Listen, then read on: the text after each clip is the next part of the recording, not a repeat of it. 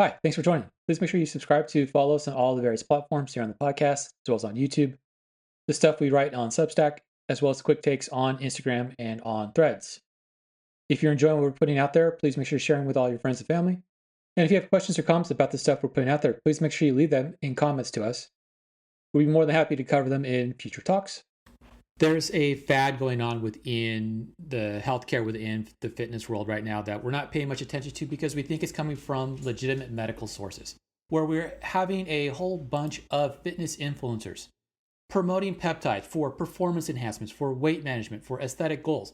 We're having a whole bunch of medical professionals also promoting the use of peptides for weight management, for aesthetic goals. Marketing and promotion that will legitimately confuse anecdotal evidence for legitimate scientific quality, where we get promotions about things that may or may not be true, where we have to question whether or not we actually get fitness in the injections. Injectable fitness or just another fad? Well, let's talk about that. Warning. The following presentation contains information that might contradict what you have previously heard, or believed to be true, about how the human body works, and contains material that is not suitable for closed-minded individuals. Enjoy. There is constant advertisement, constant marketing about this relentless pursuit for perfection, this relentless pursuit for an ideological body image, this perfection that has been excessively and irreversibly impacted by the acceleration of our digital society, the use of social media posts, advertisements that we see within our television networks, in our streaming content, being pitched, and constant messaging from sample this drug to use this drug to go ahead and look at this type of performance enhancement tool that you can use that gets promoted by our favorite podcasters. They get promoted by our favorite influencers. They get promoted by within our fitness culture that is going to compare physique with health as if we were constantly living in a bodybuilding competition, driving a constant demand for performance enhancement tools, legal or otherwise. A sentiment that gets amplified within the social media fitness experts, put quotes around that, and all of the influencers that we might have, or the podcasters that meanwhile, because they happen to have taken one of these supplements and have found it to be beneficial for themselves, and so the advertisement is being this godsend, this thing that they need to let everybody know about. It results in a pressure to find the next big thing to be sold to their followers. It's a sentiment and a pressure that gets not really new. It's something that's been constantly undergoing revisions and refinement ever since we started to hawk a lot of the snake oil that we would see at the turn of the 1800s, turn of the 1900s, turn of 20,000s, and even before that. None of this is new in terms of the idea about hawking new things that are somehow going to create or correct any type of ill that might be facing you. It's a sentiment and pressure that over the last decade or so has migrated from the traditional performance enhancement drugs, the PEDs, or the dietary supplements that we usually think about as it relates to the gym culture, as it relates to the athletes that get quote unquote busted for doping. It's moved from that to other classes of substances. It's other classes of substances that falls well within that same type of idea of dietary supplements as being largely unregulated. And those are the peptides. There's a whole bunch of peptides out there, and we'll get to a list. There's lists galore online as relates to the types of peptides that are out there and things we have to worry about. But the peptides themselves get marketed as sophisticated, cleaner, or physiologically natural alternatives to the conventional anabolic steroids. And they have rapidly migrated away from a closeted environment of research and looking into possibilities of having some sort of physiological response based off of these little molecules that float around to something bigger, something that's now out of control, something that's gone beyond the niche of distinct research qualities, distinct research laboratories to the larger population out there. And so when we start looking at this idea about what's going on with this movement in peptides, we have to start thinking about, okay, what are peptides and what are they supposed to be doing? Within this movement away from the obscure university research. We started to see within distinct communities, in particular within distinct online communities that have been focused on fitness, but more importantly focused on physique as fitness, there's this praise that comes up that these substances somehow are going to melt away all of your fat issues. They're going to somehow miraculously build all of this lean muscle that will somehow speed up your recovery and have minimal side effects. This sentiment, this idea has exploded across social media. It's been a fundamental physiological idea about hormonal responses, but the problem is that it's been corrupted by all of this social media exposure that's there. And because it's gotten all this exposure within the social media, we have all of these faddish claims that are out there. Faddish claims about the weight loss, faddish claims about the miraculous fat burning, faddish claims about the miraculous muscle gains that are almost entirely supported upon pseudoscientific arguments and logical fallacies, where statements of benefits tend to get hidden from any of the potential harms that might come into play or what these actual substances truly are. What we have to do is we have to take a step back and think about and look at this in terms of physiology and in terms of biology. We'll get to the specifics in terms of the peptides here in a second. But the first thing we have to address is what is a peptide and what might they be doing? When we start to understand the risks of peptide use or the potential benefit of peptide use, we first have to understand what is the fundamental foundational biological function of these substances. Peptides are short chains of amino acids, the same things that make up the proteins of our body. There's a critical distinction between what we call a peptide and what we call a protein, and that is its size. Peptides typically are between 2 and 50 or so amino acids linked together, whereas proteins are typically 50 amino acids or more linked together. Peptides usually stay within their non-transformed molecular structure, whereas proteins undergo large amounts of post-formation or post-translational modification, where we combine different types of peptide links together, different types of protein structures together, in order to generate a three-dimensional structure. Yes, peptides will have three-dimensional structures, but they're going to be much smaller structures than what we see within the proteins. Proteins, those three-dimensional structures, is what's going to build things for the body, the structural parts of the body. But they're also going to act as hormones. They're also going to act as enzymes. They're also going to act as motors for the body. They're going to build the proteins that are going to be within the skeletal muscle. That's going to allow me to move from point A to point B. That's going to allow me to pick things up. When we start looking at the peptides, we start discussing what are the peptides doing based off of the faddish use of peptides. It's that classification that we look at with protein structures as it relates to a hormone. Both proteins and peptides can act as hormones. That is, they function as a biological messenger, signaling cells and tissues to do something. Peptides in this context will function as hormones, function as neurotransmitters, function as growth factors, function as immune cell regulators. That is, they're going to act as a messenger.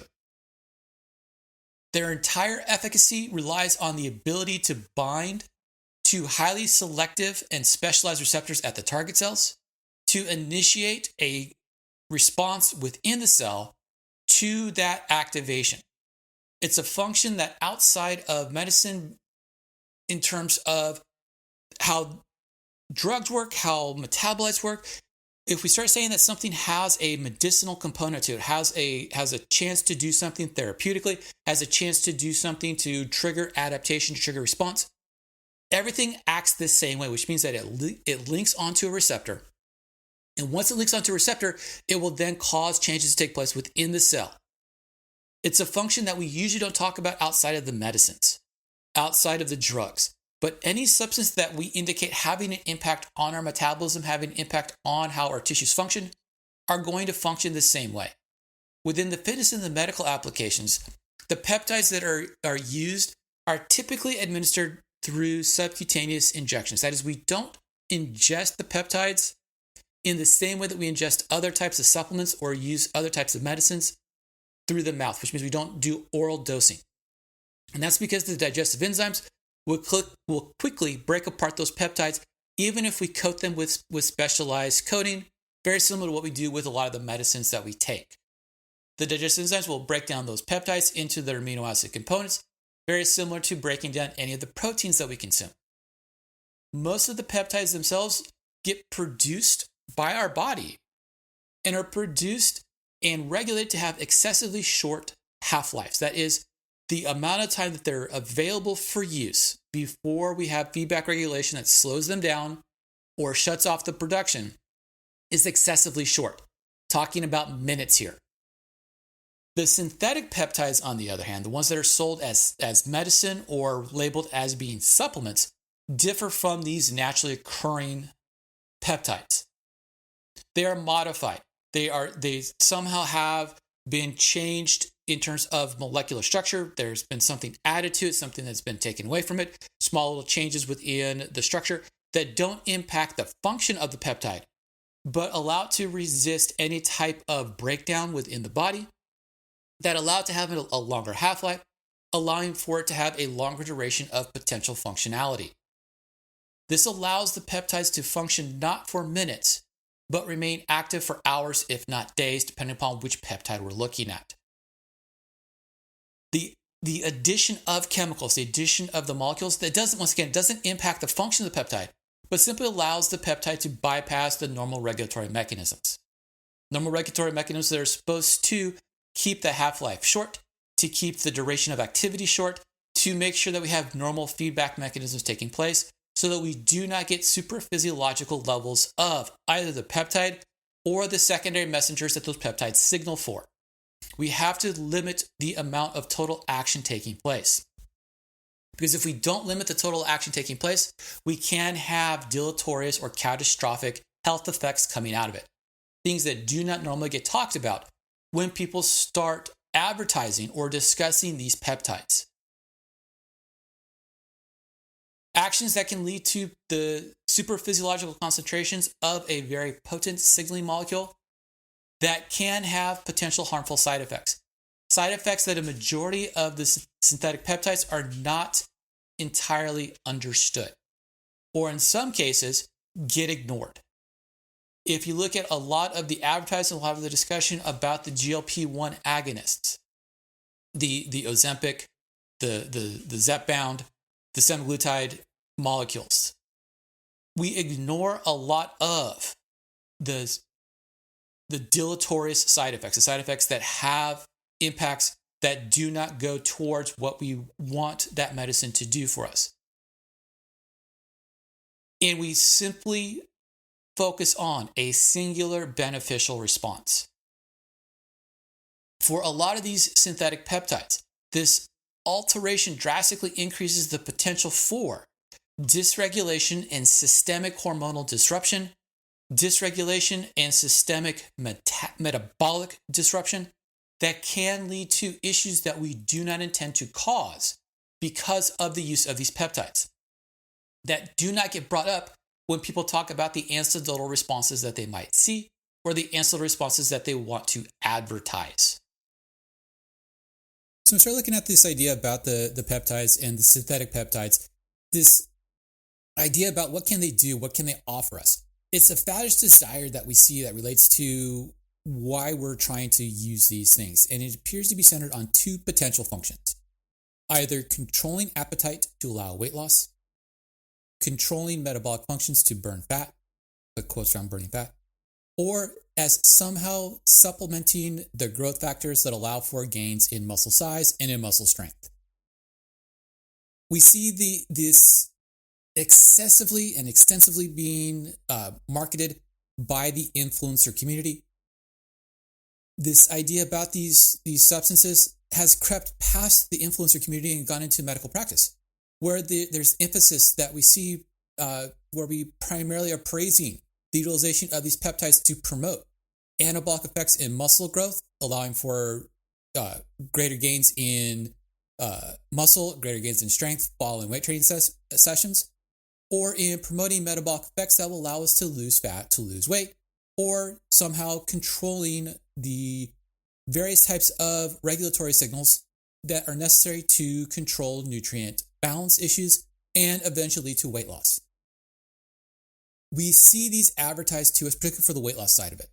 And that's where the GLP-1 agonists, the GLP-1 receptor agonists come into play. The Ozempic, the Wegovy, the Zepbound, where they're all advertised in a way so as to promote the fact that there's now this quote-unquote new drug that's somehow going to allow for weight loss.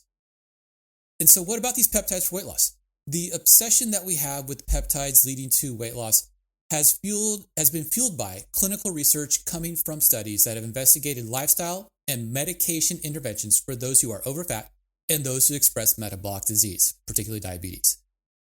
Stemming from this research has come this faddish wave of attraction towards a class of drugs, the GLP-1 agonists, that have been shown to be effective for overfat and diabetic individuals to lose weight, that have allowed them to modify their classification of obesity based off of the obesity scales, and have resolved some of the symptoms of diabetes, in particular hyperglycemia. We know them by their trade names, Ozempic, Wegovy, Zepbound, with advertisements for these compounds finding their way into all of our streaming services, all of our news shows, all of our sports telecasts. They're all around us. These chemicals, semaglutide and tirzepatide, are glucagon-like peptide 1 or GLP-1 agonists. They have mechanisms that are going to mimic the actions of the naturally occurring peptide GLP-1.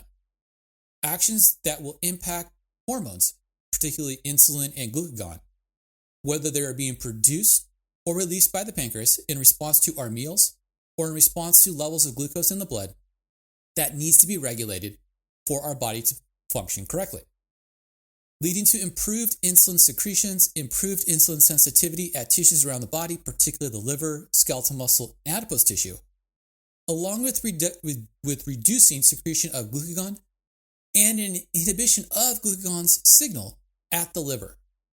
This becomes very important for the diabetic individual who needs to control the amount of glucose in circulation due to insensitivity to insulin receptors and insulin responses at active tissue, in particular at the liver, at skeletal muscle, and at adipose tissue in terms of the depositing of glucose for storage.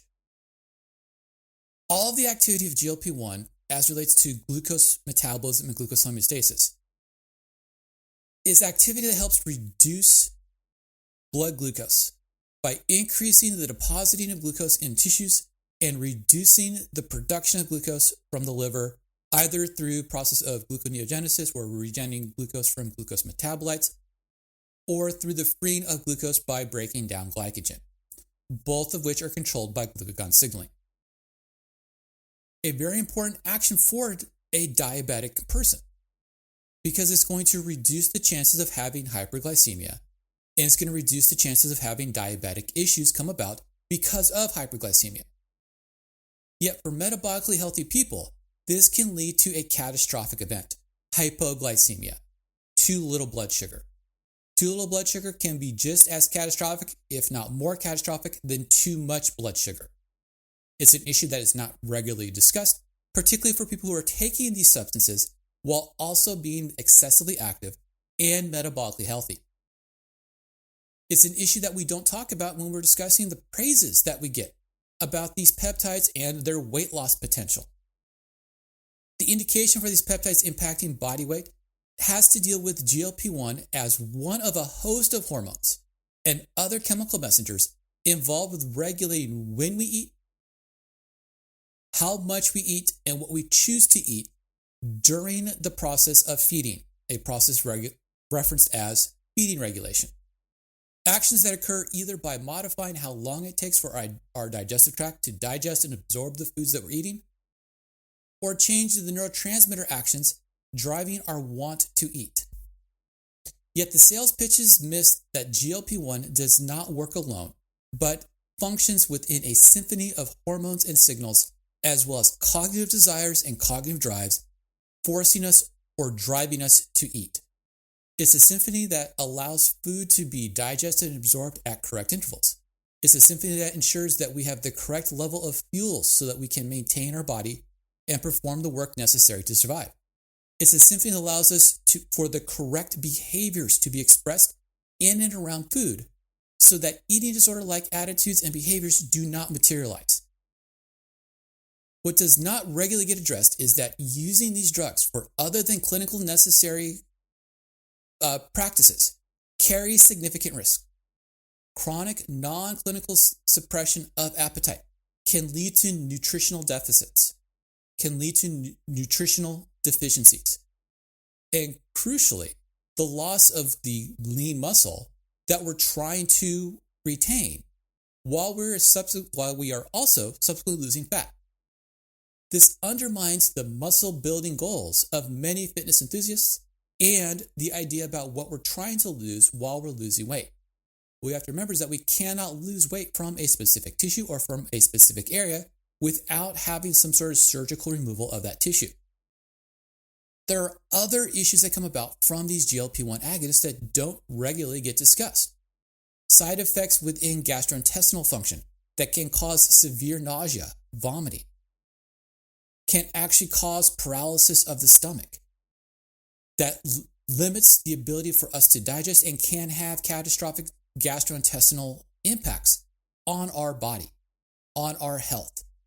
There are other issues that can come into play based off of GLP-1 actions in terms of dysregulation of normal glucose metabolism that can have impacts on other tissues besides the lean muscle tissue that we're trying to retain, as it may impact metabolism at bones and can impact bone retention, which may be an issue for those who have a predisposition for osteoporosis or those who do not have enough weight bearing to maintain normal bone mineral density. But GLP-1 agonist drugs are not the only peptides that get discussed here. While not as prevalent as GLP-1 drugs, there are other peptides that come into play, usually referenced as the anti-obesity drugs.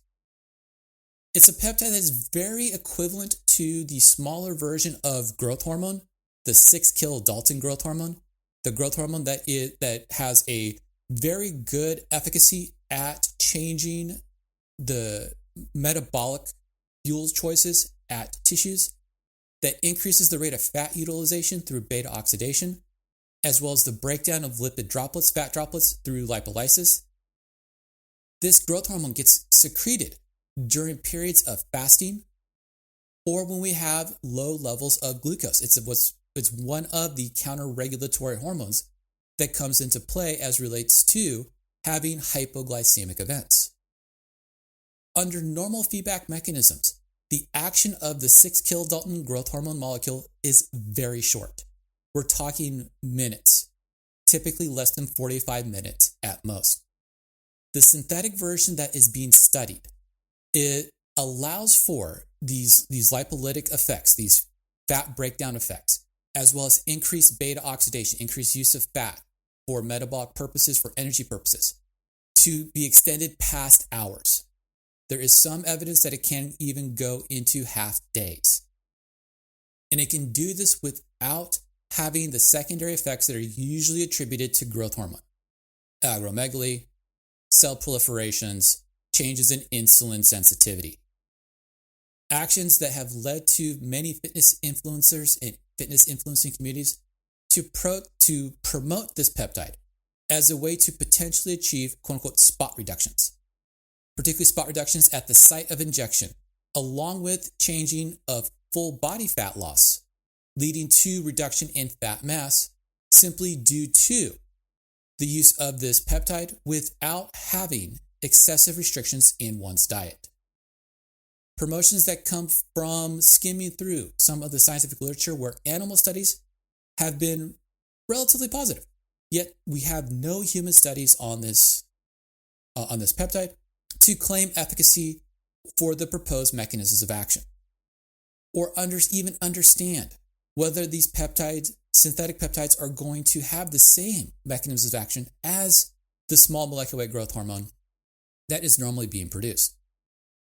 Recommendations for use coming from these fitness influencers and from these fitness influencing communities are based on faulty generalizations and anecdotal evidence marketing claims about effects, even though there is no robust, validated human data demonstrating any type of clinical efficacy or long-term safety for the use of this anti-obesity drug. The other thing we have to look at when we start looking at this idea about these anti-obesity drugs and this idea about using these peptides for weight loss is that they're always used in conjunction with lifestyle modification. What has been shown over and over and over again in every clinical study that has been done on the GLP-1 agonists, on every observational study that's been done on the GLP-1 agonists, is that upon cessation of the medication and without continued use of lifestyle modification, there is no long-term maintenance of weight loss. In fact, the change in weight usually outpaces the change in weight that is seen for those who were on the control or on the placebo within the studies, indicating that we're having some sort of rather drastic change within the feedback mechanisms through the use of these peptides that far exceed what can be seen if we simply just use lifestyle modification. Something that we've shown in our meta-analytical research as relates to a lot of the quote-unquote thermogenic supplements that are out there, where we actually get better results from just doing diet and exercise relative to doing diet and exercise with the combination of diet and exercise and the thermogenic agent. But there are also other issues that come into play as it relates to the GLP-1 agonist, in particular the GLP-1 agonist. And we discussed this at length in a previous discussion on GLP-1 and the weight loss peptides, the weight loss meds that are out there. And I highly recommend going back and revisiting that discussion if you want more information on the GLP-1s themselves. There are other peptides that get advertised, some at greater propensities than others. There are a host of peptides that are now being marketed as it relates to reproductive regulations.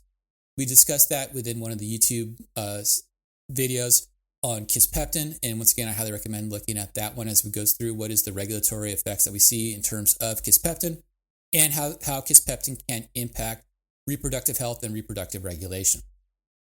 The other peptides that we see getting advertised, particularly within the influencer communities, more than in the medical communities, is the peptides that are supposed to supplement muscle growth. Supplement muscle growth in response to what we can normally get from our weight training, from our strength training.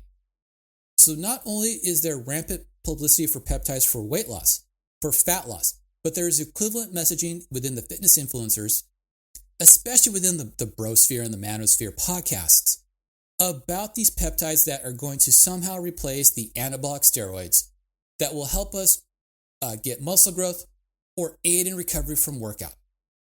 The most widely used class of peptides among these enthusiasts are growth hormone secretologues.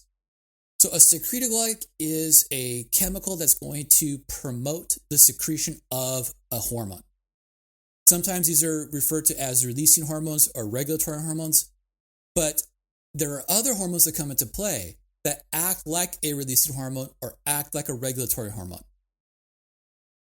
Of these, the most prominent of the growth hormone secretologues is a hormone known as ghrelin.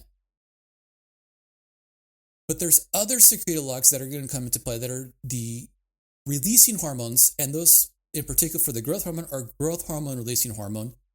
And the peptides that we're seeing being advertised and being pitched are growth hormone releasing hormone analogs. So growth hormone releasing hormone is a peptide that's produced by the hypothalamus that triggers the cells in the pituitary that normally produce and release growth hormone to produce and release growth hormone in their regular pulses. There are a couple of prominent clinically studied peptides that are studied mainly within rodent models and within animal models that are not being currently studied within human models that exhibit similar properties to this growth hormone releasing hormone. And this will thereby increase the pulses of growth hormone throughout the day. Not only just promote the greater amount of pulses throughout the day, but promote greater amounts within each pulse. This has led to unproven claims that these peptides, these growth hormone releasing hormone analogs, will help promote muscle growth, help promote bone growth, help promote tendon growth, help promote ligament growth, either directly through increasing growth hormone releases, either in the amount or in the number of pulses throughout the day, or indirectly by promoting insulin-like growth factors. These are growth factors that look like insulin, that trigger the insulin receptors on a different pathway that's not related to glucose maintenance, that's related to building of tissues, that's going to promote this insulin-like growth factor, this IGF factor, in particular IGF-1, to be produced and released by the liver. Increasing in growth hormone, increasing in IGF-1, increasing in the IGF-2s and IGF-3s that we see, in particular IGF-3s coming from skeletal muscle and coming from bone, is known to be a regulatory for hypertrophy, regulatory factor for growth at skeleton and at bone, at skeleton, at skeletal muscle, at tendons, and at ligaments. It's a very good anabolic hormone. But there's no evidence to support that the use of these analogs will lead to an excessive amount of growth hormone being produced or released by the individual. Along with that growth hormone releasing hormone analog, we also have the secretologs, in particular ghrelin, and ghrelin acting on the growth hormone releasing receptor. The peptides that are there are going to mimic ghrelin actions. That's going to be that prominent secretolog functioning on the growth hormone releasing hormone receptor on the cells that are going to produce and release growth hormone. But ghrelin has a secondary effect within the feeding regulators that can promote additional consumption of food, allowing for a positive nutrient balance. And if we have a positive nutrient balance, we increase the likelihood of having anabolic responses. There is no real evidence to support the use of these secretologs to trigger additional growth hormone response. We do see changes in growth hormone response in situations where ghrelin increases, but it's not always an increase in the growth hormone that we're expecting in terms of that growth hormone to promote skeletal muscle growth, to promote skeleton growth, to promote tendon growth. A lot of times we see when ghrelin increases, we see a change in hunger drive, but we also see a change in counter-regulatory responses as it relates to fuel utilization, where that ghrelin response may actually be triggering that small molecular weight, that 6 kilodalton growth hormone, to be released at higher likelihood than the larger growth hormones that are going to be promoting bone growth as well as skeletal muscle growth. The hypothesis that is being offered is that the use of these synthetic versions of the secretologs, as well as the analogs for growth hormone releasing hormone, will work synergistically with each other as well as with the naturally occurring growth hormones and growth hormone releasing hormones to promote an increased growth hormone pulse rate as well as pulse volumes. The result in this, at least the hypothesis, is that the result is going to be a super physiological pulse of growth hormone, as well as higher levels of insulin-like growth factors. That's going to drive increased amounts of protein synthesis and increase in recovery. We're going to have an easier bout of recovery and be able to get back to working out at excessively high levels at a faster rate. There is no evidence to support that supposition. There is no evidence to support the hypothesis. There's also no evidence to refute the hypothesis. And so right now it's an unproven, untested hypothesis. There is some animal evidence out there, but the problem is that the animal evidence we have is not going to be equivalent to what we see within humans as relates to responses for these peptides.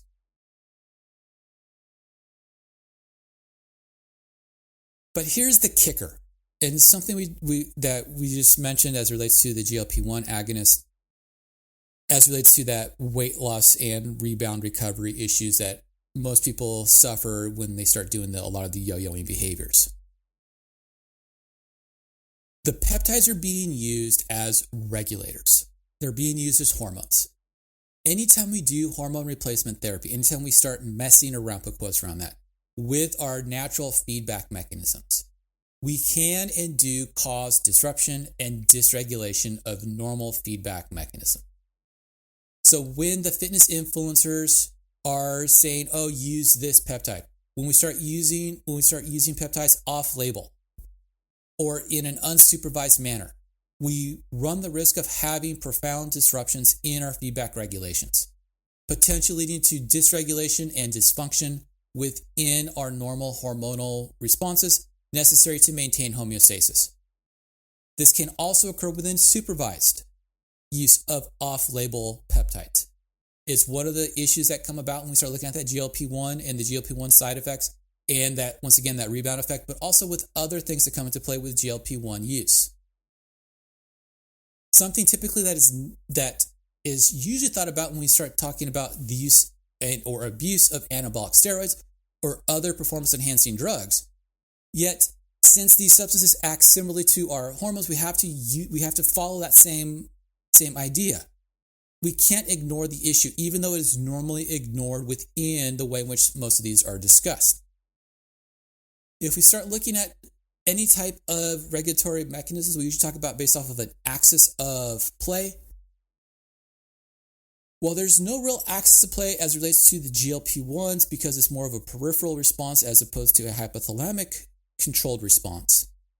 There is going to be a bit of disruption that takes place within the GLP-1 pathways and the GLP-1 regulations of gastrointestinal function, as well as some modifications of the GLP-1 receptors within the hypothalamus as it relates to the dopaminergic and serotonergic pathways that link to the GLP-1s, the insulins, the leptin, the ghrelin, as well as a whole host of other peripheral hormone signals that are all related to, do I need to eat or am I okay in terms of the fuels that I have for my body? And this goes into the discussions we had about feeding regulation, as well as the onset of food coma and how the switches within dopamine and serotonin will lead to changes in food drives that we have based off of what we're sensing peripherally from our hormones. The growth hormone disruption is a whole other story. And that's because there's a true regulatory axis for growth hormone.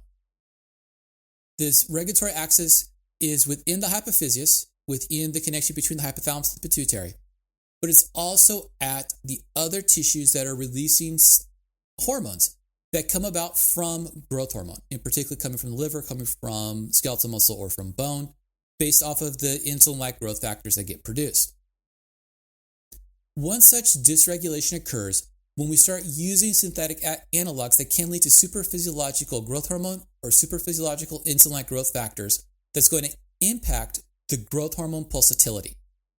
Chronic non-pulsatile stimulation can lead to downregulation of receptors, particularly of the secretolog receptors, as well as changes in releasing of the hormones from the pituitary. This leads to changes in sensitivity issues. We can actually have a change to becoming insensitive to various secretologs and various regulatory hormones that can, over time, dramatically reduce growth hormone pulses that should be normally occurring, particularly once we terminate treatment with the synthetic analogs, whether we are actually under medical treatment for doing it or whether we are self-medicating with these peptides. The excessive stimulation can cause secreting cells to become exhausted. What's that mean? Well, they're constantly being stimulated to work. And just like any of us, if we're constantly being stimulated to work, we become too tired to actually work. And because they become too tired to actually work, they stop secreting.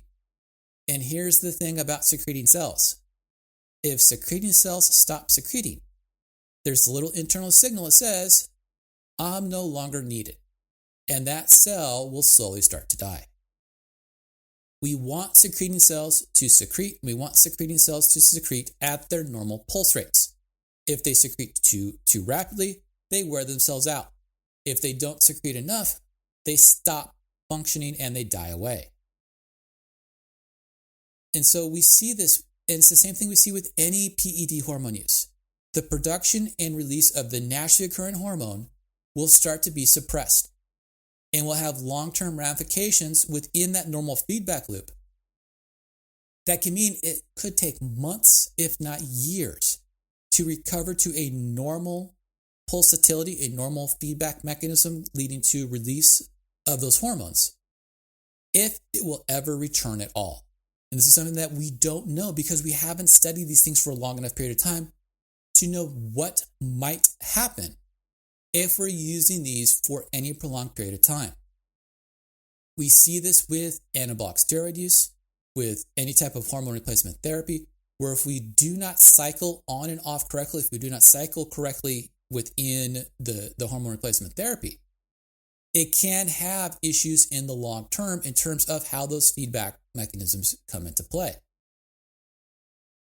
Outside of affecting those feedback mechanisms, the GLP-1 agonists have a drastic adverse effect on gastrointestinal function due to changes in regulatory responses to what's referred to as gastric motility. That is, how rapidly will things move through the gastrointestinal tract, through your digestive tract, during the digestion and absorption of nutrients, which can lead to gastrointestinal distress, can lead to irritable bowel, can lead to severe nausea, can actually lead to peristalsis of the gastrointestinal tract. There are other issues that can come into play with GLP-1 agonists as it relates to non-gastrointestinal tissues and their metabolic effects that come into play. There are issues that can come into play for those who are metabolically healthy and taking a GLP-1 agonist as it relates to glucose maintenance, particularly those who are undergoing weight loss and are severely restricting carbohydrates, but are still very, very active. Those people who are active need carbohydrates or need to have a liver that is producing carbohydrates from carbohydrate sources, whether those be the glucose metabolites coming from amino acids, whether it's the freeing up of glucose from glycogen source within the liver. We need those glucoses in order to be able to metabolically function correctly. Regardless of what you think about in terms of sugars and the quote-unquote evils that sugars might have. All of the growth hormone secretologues, growth hormone activating analogs, can have other issues come into play besides any type of metabolic issue. And that's because growth hormone promotes growth, hence the name growth hormone. Yes, it can have an anabolic response at tissues, particularly tissues that do not undergo divisions, such as what we see with skeletal muscle. Skeletal muscles don't divide when they grow like other cells will divide. They will grow and then they will create more what we call myonuclear domains. That is, they will get more nucleuses within the skeletal muscle. Go ahead and listen to and watch the discussion we had in terms of anabolic responses in terms of growth within skeletal muscle. Growth hormone is one of those hormones that promotes that growth. But it also promotes cell cycling within all the other tissues. All tissues will have some sort of receptor to growth hormone, which means that if I'm taking something that's going to increase growth hormone or increase insulin-like growth factors, my risk for cancers go up.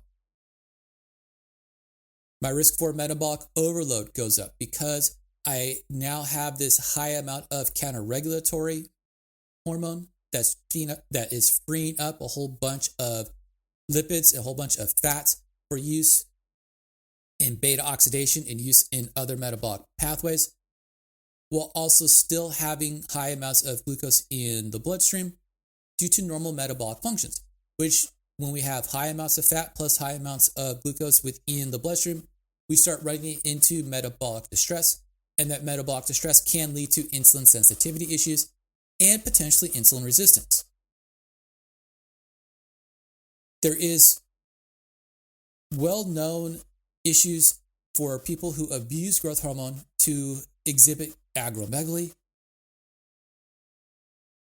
There are well-founded responses for people who have pituitary tumors that excrete excessive amounts of growth hormone to have acromegaly. People who abuse growth hormone, people who have pituitary tumors that have excessive amounts of growth hormone being produced, increase the risk for cardiac hypertrophy, particularly left ventricular hypertrophy, which has the potential to lead to heart failure.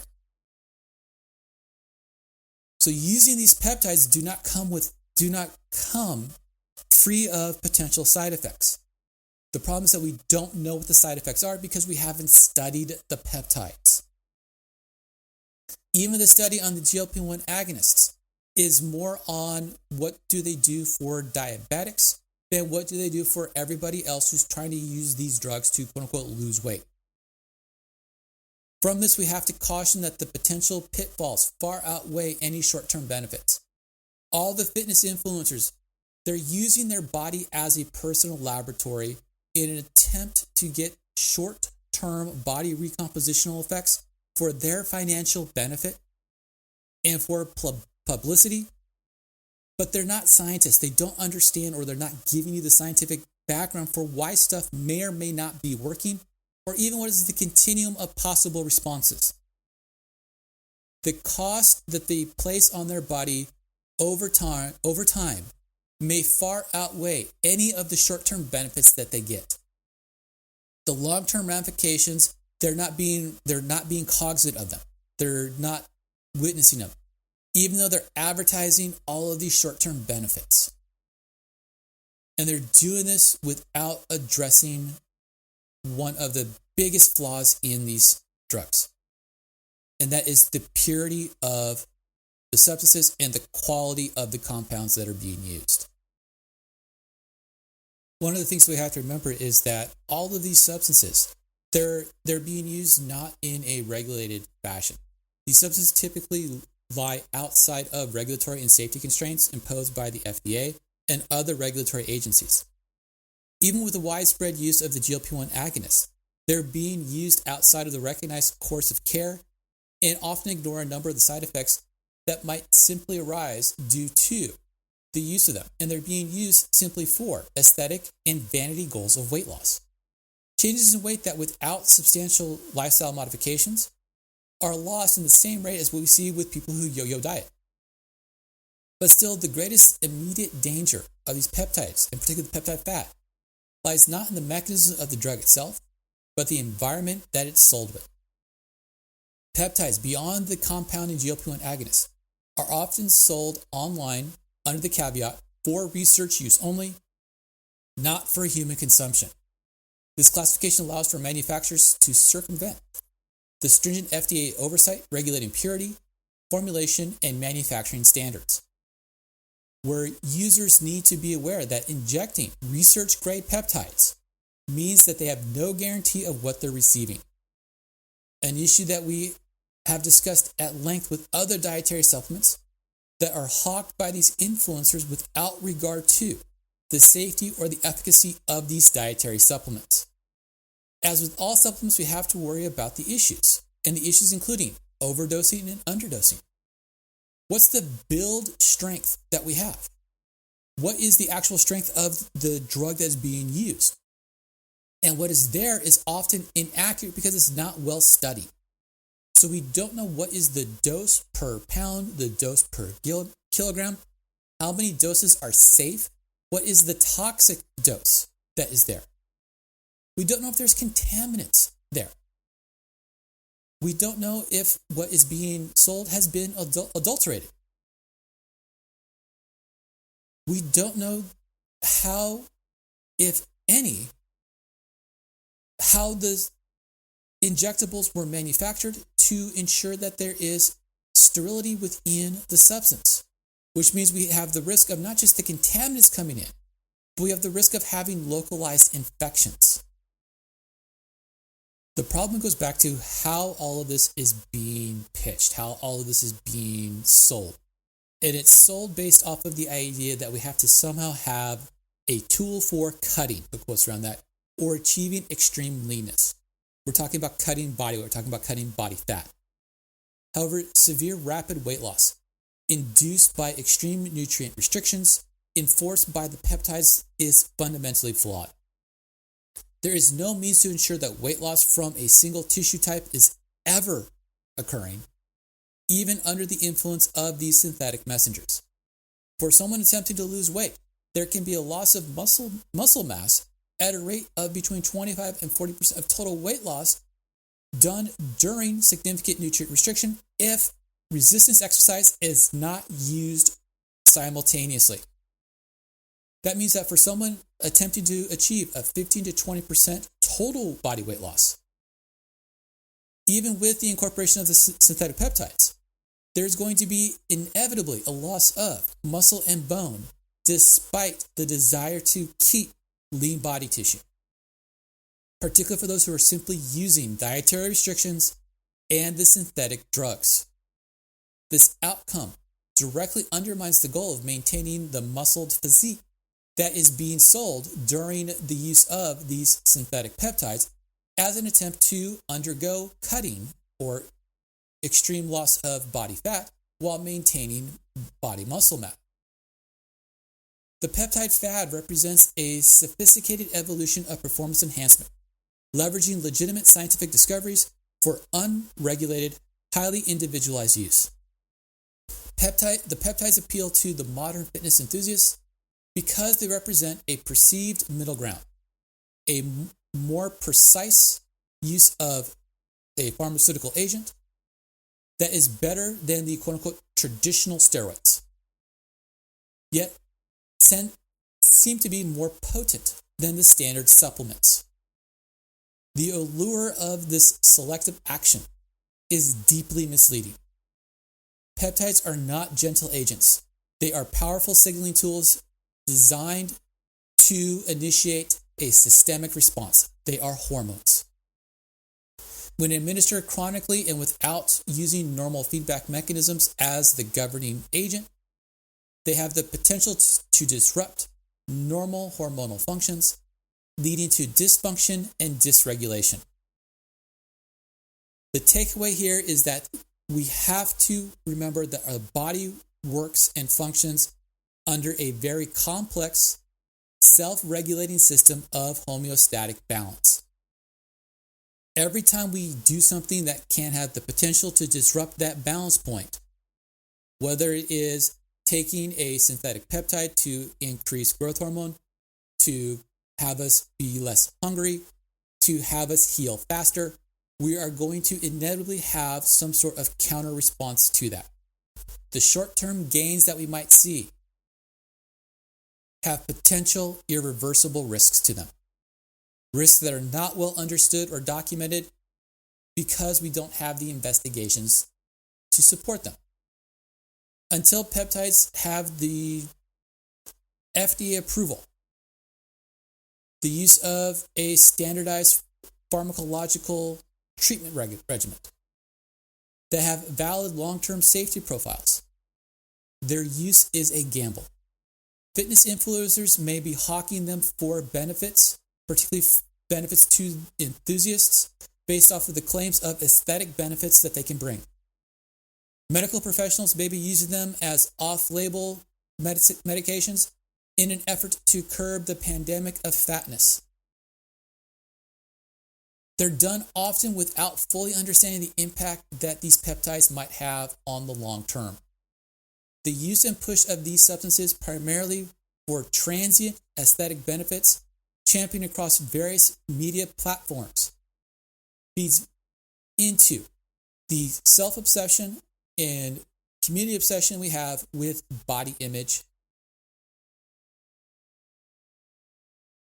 The feeds that we get very rarely provide any information about the enduring dangers of disrupting essential hormonal regulations, all for the glory of getting a specific body image without understanding any of the long-term applications, whether they are psychological as it relates to body dysmorphic tendencies or physiological to the hormone dysregulations that can occur. All of this done in the pursuit of the optimized physique without care for any potential permanent compromise to one's health, whether it be physiological health or mental health. Well, thanks for listening. Hopefully you got a bit out of the discussion, out of the conversation about the peptides that are out there. Once again, we talked about kisspeptin, we've talked about GLP-1 at length, and I highly recommend listening to those discussions. Going back and looking at the YouTube videos that we had about the hormone regulations and hormone dysregulations, particularly around the overfatness and the immunity issues that come about with those. If you have questions or comments about this discussion or other discussions that we've had, please make sure you leave it for us. We're more than happy to discuss it either here on the podcast, on YouTube, or in the written stuff in Substack. If you're liking what we're putting out there, please make sure to give us that 5-star, give us that thumbs up, let us know that we're doing a good job. Please make sure to follow us here on the podcast, as well as subscribe to follow us on YouTube, the written stuff in Substack, as well as the quick takes we post to Instagram and Threads, and now on Blue Sky. Please stay tuned for future discussions on the myths and misconceptions we have about how the human body works and how we can go about living a healthy lifestyle.